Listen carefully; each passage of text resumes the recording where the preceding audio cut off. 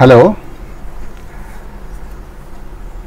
ఇవాళ నుంచి అంటే ఈ వీడియో లెసన్ నుంచి నేను Telangana state 10th class board maths English medium text book teach చేస్తాను. నేను ఫస్ట్ నా గురించి చెప్తాను. నేను మ్యాథ్స్ టీచర్ని 40 years బట్టి. మ్యాథ్స్ టీచింగ్తో పాటు ప్రిన్సిపల్గా ఎక్స్పీరియన్స్ ఉంది. అంటే ఈ టీచింగ్లో అంటే ఈ తెలంగాణ ఇదివరకు తెలంగాణ ఉండేది కాబట్టి 1983 నుంచి 1983 నుంచి నేను మ్యాథ్స్ చెప్తున్నాను 10th క్లాస్కి. సో ఇప్పుడు నేను రిటైర్డ్ అంటే 60 years దాటి ఒక చోట పనిచేస్తున్న వ్యక్తిని.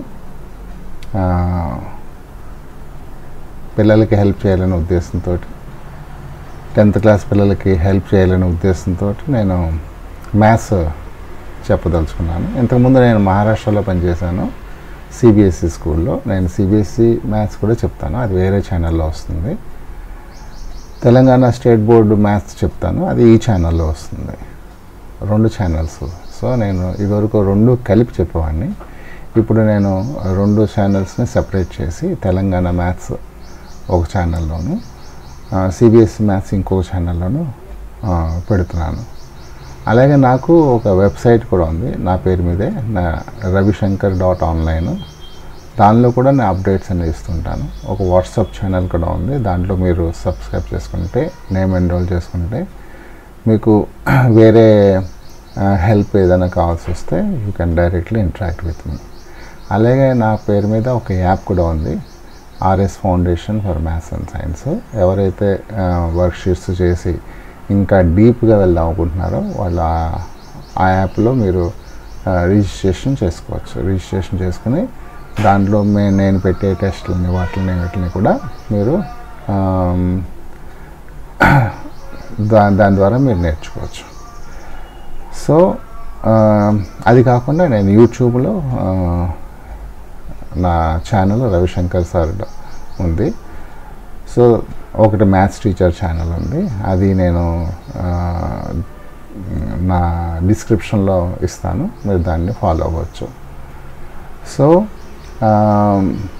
ఇది ఓన్లీ టీచింగే కాదు, నేను జనరల్గా టీచ్ చేస్తూ ముందుకు వెళ్తూ ఉంటాను. పిల్లలకి ఎవరికైనా డౌట్స్ వస్తే కనుక చాట్లో డౌట్స్ ఇవ్వచ్చు, లేకపోతే నా ఫోన్ నెంబర్కి కానీ నా వాట్సాప్ గ్రూప్లో కానీ మీరు మీ డౌట్స్ని నాకు తీసుకోవచ్చు. ఈ వర్క్ కంప్లీట్గా నేను ఏదైతే హెల్ప్ చేస్తున్నానో ఇది only help support to the 10th class students.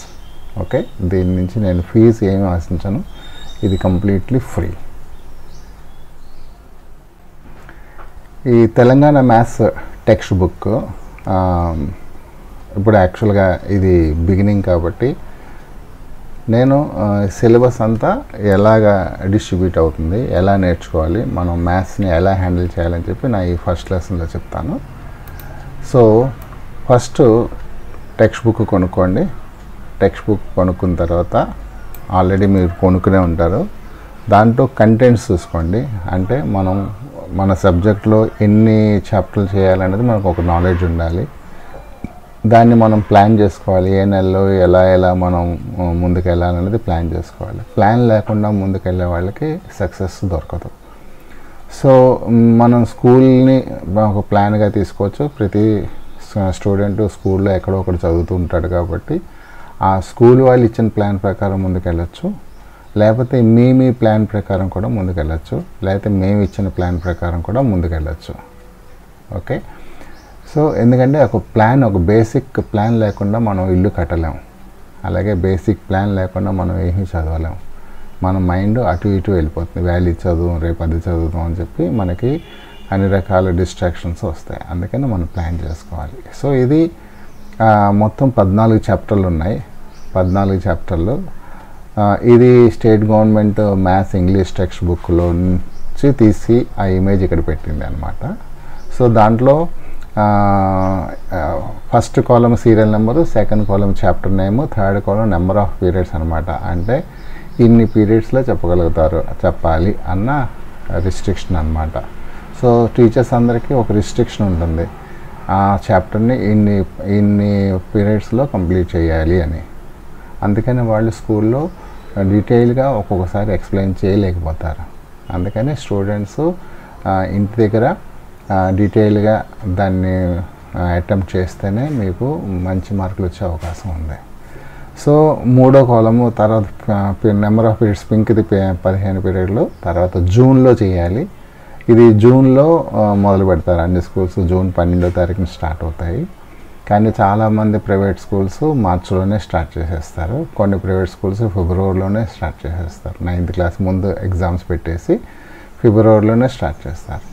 So that వాళ్ళకి డీటెయిల్గా చెప్పే అవకాశం ఉంటుంది. ఆ సిలబస్ ఇప్పుడు దీన్ని చూస్తే జనవరి వరకు సిలబస్ని స్ప్లిటప్ చేశారు స్టేట్ గవర్నమెంట్ వాళ్ళు. కానీ ప్రైవేట్ స్కూల్స్ వాళ్ళు ఏం చేస్తారంటే అందరూ అక్టోబర్ ఎండింగ్ కానీ నవంబర్ ఫస్ట్ వీక్ కానీ కంప్లీట్ చేసి దాని తర్వాత స్టూడెంట్స్కి రకరకాల టెస్టులు, సైకిల్ టెస్ట్లు అని, ప్రీ ఫైనల్స్ అని అలా ఇలా పెడుతుంటారు. సో దట్ పిల్లలకి ఒక కాన్ఫిడెన్స్, టెస్టులు ఎలా రాయాలని చెప్పి నాలెడ్జ్ వచ్చి కాన్ఫిడెన్స్ వచ్చి వాళ్ళకి ఎక్కువ మార్కులు వచ్చే అవకాశం ఉందని చెప్పి సో చాలామంది ప్రైవేట్ స్కూల్స్ వాళ్ళు అక్టోబర్ ఎండింగ్లో కానీ నవంబర్ ఎండింగ్లో కానీ సిలబస్లు కంప్లీట్ చేస్తారు. అది చాలా మంచి మెథడ్. ఇంకా తెలివైన వాళ్ళు ఏం చేస్తారంటే ఈ సిలబస్ని జూన్ లోపల అందరూ చదివేస్తారు. యాక్చువల్గా ఈ సిలబస్ చదవడానికి మనకి 2 months కన్నా ఎక్కువ అనవసరం. ఈ మొత్తం 14 చాప్టర్లు డీటెయిల్గా చదవాలి చేయాలి అంటే మొత్తం సంవత్సరం అంతా అక్కర్లేదు. ఎందుకంటే అది స్కూల్ని ఉద్దేశించి రాసిన ప్లాన్ కాబట్టి దాంట్లో హాలిడేస్, సండేస్ ఇవన్నీ ఉంటాయి కాబట్టి దాన్ని అంత డీటెయిల్గా మొత్తం సంవత్సరానికి స్ప్రెడ్ చేసి రాసిందనమాట. అలా కాకుండా మీరు ఫాస్ట్గా చేయాలి అనుకుంటే ఫాస్ట్గా చేసే వాళ్ళకి ఎప్పుడూ అడ్వాంటేజే ఉంటుంది. ఎందుకంటే ఈ టెక్స్ట్ బుక్ని మీరు ఎన్నిసార్లు చేయగలిగితే అంత అడ్వాంటేజ్ మీకు ఉంటుంది. ఓకే, బాగా టాప్ 100కి 100 వచ్చేవాళ్ళు కనీసం ఈ టెక్స్ట్ బుక్ని 5 సార్లు చేస్తారు, 4-5 సార్లు చేసేస్తారు బోర్ కొట్టకుండా. ఓకే, అందుకని మీరు ముందు చేస్తే ఎంత ముందు చేస్తే మీకు అంత అడ్వాంటేజ్. ఓకే, సో ఇప్పుడు జూన్లో చేయాలి అంటే గవర్నమెంట్ వాళ్ళు ఆ జూను, జూలై ఇలా చాప్టర్లు వేశారు. ఎందుకంటే వాళ్ళు ఎగ్జామ్స్ కండక్ట్ చేస్తారు. ఆ ఎగ్జామ్స్ అన్ని స్కూల్స్కి కామన్గా కండక్ట్ చేస్తారు కాబట్టి అన్ని స్కూల్స్ వాళ్ళు కామన్గా ఈ సిలబస్ ఫాలో అవ్వాలి. ఎందుకంటే ఆ సిలబస్ మీదే గవర్నమెంట్ వాళ్ళు టెస్టులు తీసి స్కూల్స్కి పంపించి వాళ్ళ చేత రాయిస్తారు కాబట్టి యూనిఫామిటీ ఉంటుంది. సో దీన్ని జూన్, జూలై, సెప్టెంబర్, అక్టోబర్ అంటే అది ఆర్డర్లో రాలేదు. జూన్ తర్వాత జూలై వచ్చింది, తర్వాత సెప్టెంబర్ వచ్చింది. అంటే 4th చాప్టరు. ఈ 4th చాప్టర్ని ఏం చేశారంటే ఈ 4th చాప్టర్ని సెప్టెంబర్లో పెట్టారు. ఆగస్ట్ మిస్ అయింది.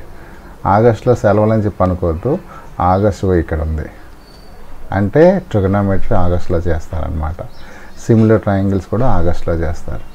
ఎందుకంటే ఇది ఎందుకు ఇలా మార్చారంటే ఒకదంపుడుగా ఒకే చాప్టర్స్ చేసుకుంటూ వెళ్తే వాళ్ళకి కాస్త ఇదిగా ఉండదని చెప్పి హాఫ్ ఇయర్లీలో స్కోరింగ్ రావడానికి కొన్ని ఈజీ చాప్టర్స్, కొన్ని జామెట్రీ చాప్టర్స్ అలా మొత్తం డిస్ట్రిబ్యూట్ చేస్తారన్నమాట.